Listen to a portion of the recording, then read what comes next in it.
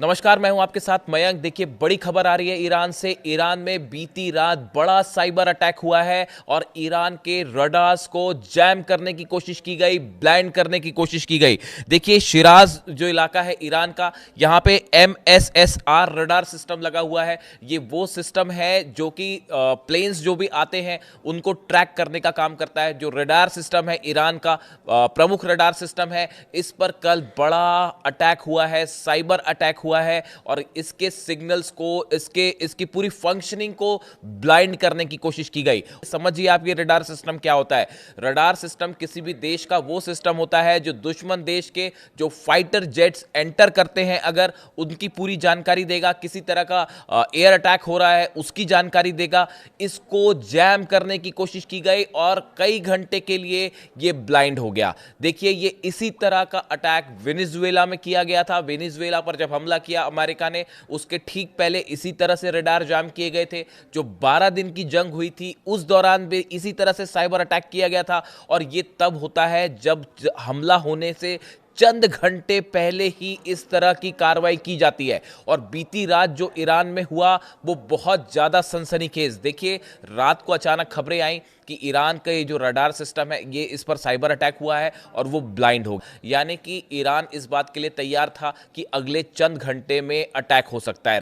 Radar system पर cyber attack का मतलब है कभी भी हमला। और देखिए, लेकिन एक बार फिर देखिए, जिस तरह से ईरान ने अपना स्टैंड लिया इस पूरी घटना के बाद, वो फिर एक बार नहले पर दहला वाली बात हो गई और ईरान फिर भारी पड़ गया। देखिए, रडार सिस्टम जाम हुए, उसके फौरन बाद ईरान ने नोटैम जारी कर दिया। नोटैम जारी करने का मतलब ये होता है कि एयर स्पेस में जितने भी प्लेन्स दूसरे देश के हैं उन सबको बाहर कर दिया जाए।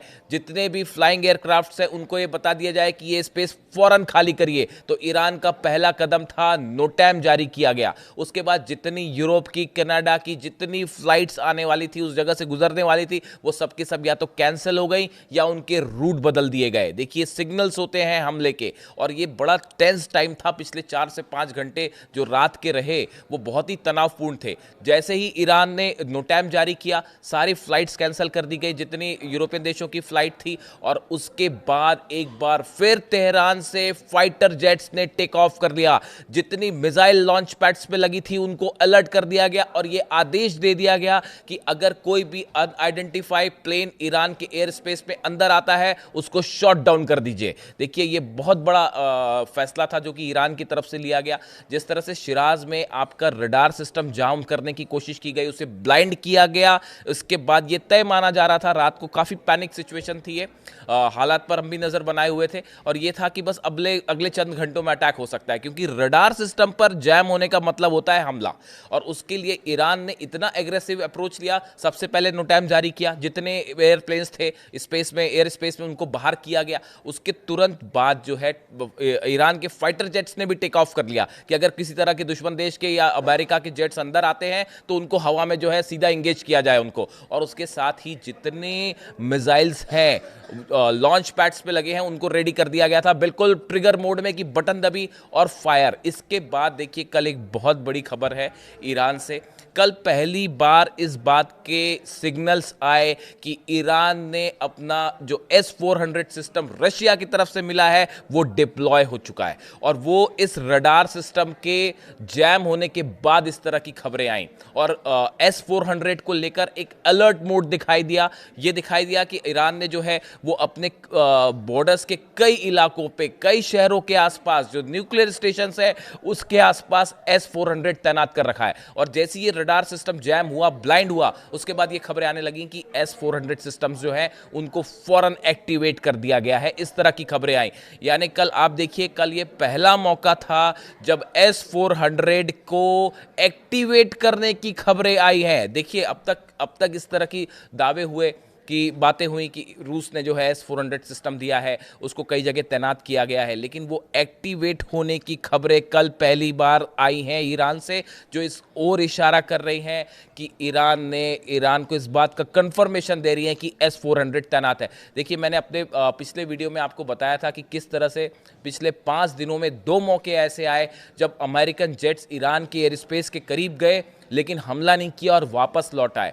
ये कहा जा रहा था कि ये ईरान को उकसाने की कोशिश थी, शायद ये पता करवाने की कोशिश थी कि उसका S-400 सिस्टम कहां पे तैनात है, किस लोकेशन पे है और है या नहीं है। इस बात को लेकर बड़ा संदेह था और अमेरिका ये चाहता था कि ईरान उसको रिवील करे। इस तरह की कोशिशें हो रही थी। और देखिए इसी बीच फिर एक और बड़ा कदम हुआ IRGC की तरफ से, ईरान की सेना की तरफ से। ईरान की सेना की तरफ से कुछ मैप्स और लोकेशंस जारी की गई और ये मैप और लोकेशन अमेरिका के उन बेसेस की है जो कि मिडिल ईस्ट में है।